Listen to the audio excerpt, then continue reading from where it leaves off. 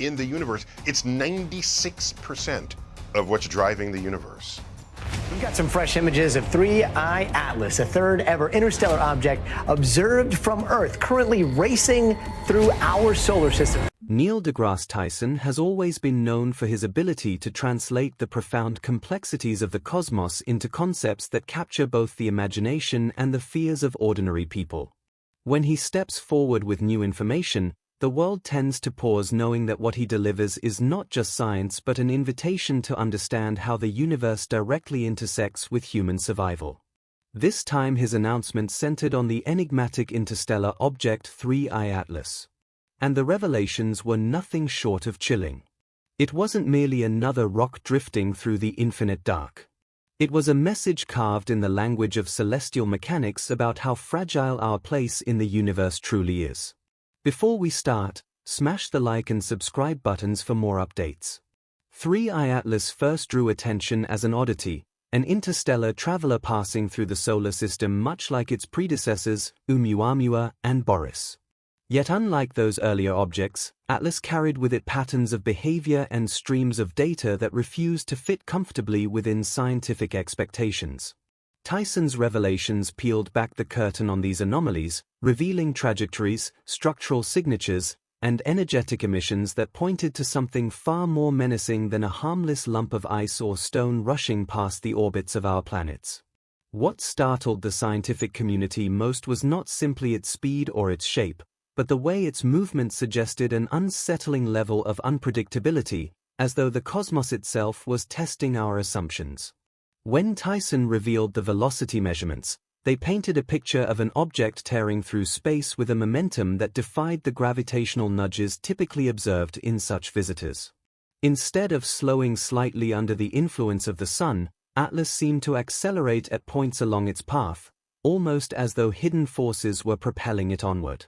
This acceleration was not random, nor did it resemble the predictable jets of gas and dust that could be explained by sublimation of volatile ices. Instead, the data suggested controlled bursts, like cosmic flares released with unnerving precision.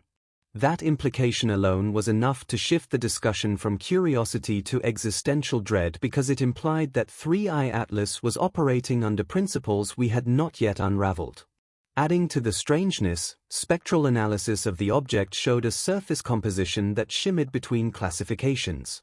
One moment the instruments registered metals more commonly found in planetary cores, and the next they indicated organics in quantities that dwarfed anything previously detected on interstellar objects.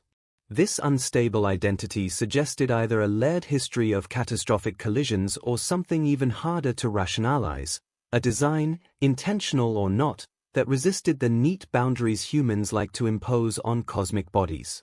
Tyson's explanation did not shy away from pointing out the gravity of this finding. If Atlas carried such a hybridized composition, it raised the terrifying possibility that interstellar objects were not simply inert relics drifting through the void, but carriers of materials that could seed or devastate worlds.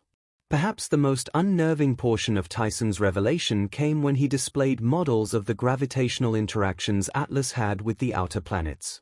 The data showed that its path bent in ways that suggested it had not merely stumbled into our solar system by chance. The curve of its entry hinted at a deliberate threading through gravitational corridors, as if it had been guided along a precise trajectory. For those accustomed to thinking of the universe as random and indifferent, this was a gut punch.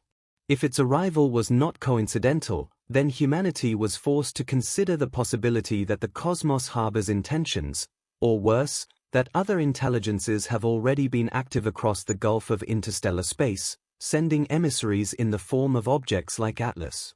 What intensified the fear surrounding Atlas was the timeline Tyson laid out.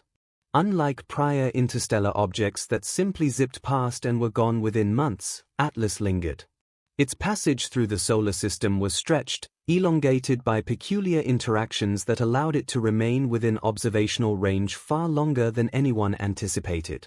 This gave scientists more data, but also meant more opportunities to observe unsettling anomalies. Instruments recorded fluctuating electromagnetic emissions from its surface, faint, but undeniable. The signals did not resolve into simple noise, nor did they mimic the background hum of cosmic radiation. Instead, they hinted at patterns, low pulsing rhythms that teased the edges of meaning. Tyson cautioned against leaping to conclusions, but the implication hung heavy in the air. Something about Atlas was speaking, even if we had no idea how to listen.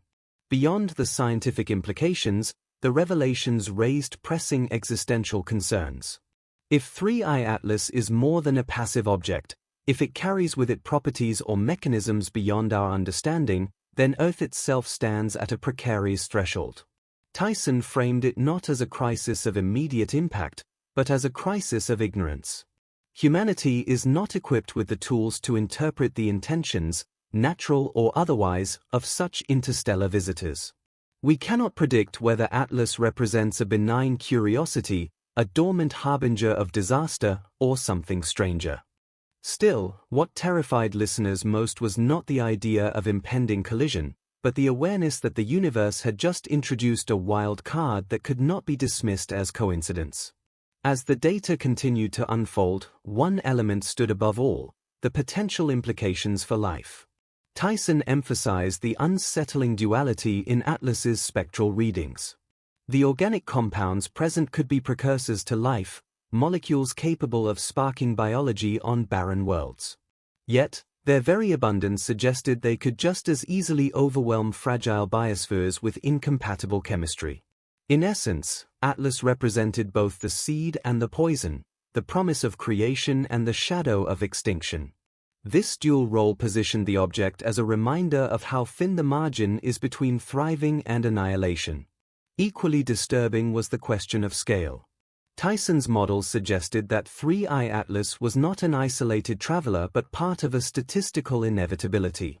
If one such object could thread its way into our solar system with such precision, then countless others may already be on similar paths hidden in the darkness until they too flare into view. Humanity's instruments, though advancing rapidly, are woefully inadequate for monitoring every corner of the cosmic ocean. In other words, 3I Atlas may only be the harbinger, a single drop of water signaling an unseen flood. Tyson's revelation also peeled back the psychological veil humans maintain about cosmic safety. For centuries, people have comforted themselves with the notion that Earth, while small, is tucked away in a relatively stable corner of the Milky Way. The idea of interstellar objects, unpredictable, powerful, and loaded with strange materials, pierces that illusion like a blade. The universe is not quiet. It is restless. And every so often, it sends a reminder that our fortress of atmosphere and rock is far from invulnerable. The terror arises not from cinematic visions of an asteroid strike, but from the slow, dawning realization that we cannot know what lurks in these visitors until they are already upon us. Tyson's announcement reverberated with a warning that humanity must recalibrate its relationship with the cosmos. He underscored that the appearance of 3I Atlas challenges not only the scientific community but also cultural and philosophical frameworks. If Atlas behaves with intention, if it carries more than inert matter, then it forces us to confront questions about agency on a cosmic scale. If it is natural, then it proves the universe has far more ways of moving matter across interstellar distances than we ever considered. Either outcome is terrifying, for it strips us of certainty and thrusts us into a domain where human comprehension falters.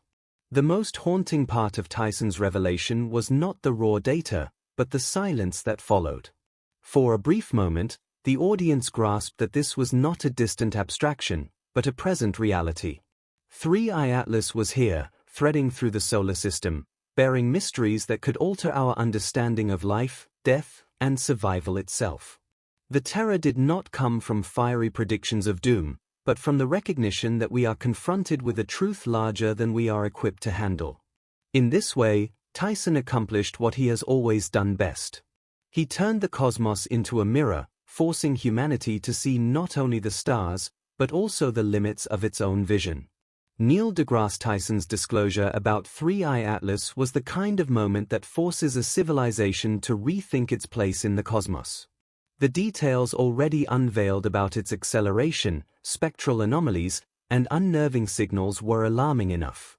Yet there is still much to examine that he touched upon indirectly: the broader scientific implications, the technological challenges, the philosophical weight of confronting an object that resists the categories humanity has carefully built. Each layer of analysis reveals new reasons for unease, and none of them diminish the sense of dread. When Tyson outlined the orbital models, he pointed to something that most people outside astrophysics might not immediately grasp. Atlas did not behave as if it were a passive body simply pulled by gravity. Its path intersected planetary regions with a subtlety that suggested awareness of gravitational wells and escape routes. While scientists are cautious to avoid anthropomorphing, the implication was unavoidable. Objects of this mass and composition are supposed to be nudged, slowed, or bent in consistent ways. Atlas instead glided with the precision of a seasoned navigator. This raised an unsettling line of speculation. If not a machine, then perhaps some form of natural phenomenon so complex it appears engineered. Either answer left humanity facing something far larger than itself. In the broader context, Tyson's revelations forced astronomers to confront the inadequacy of current detection networks. Even with arrays of telescopes and satellites scanning the skies, Atlas had slipped into awareness only after it had already established a foothold in the solar system. This was not because scientists were inattentive, but because interstellar objects arrive with speeds and trajectories that do not match the pattern software is designed to track. Tyson highlighted that without radical improvements, countless other objects might pass unnoticed until it is too late to respond.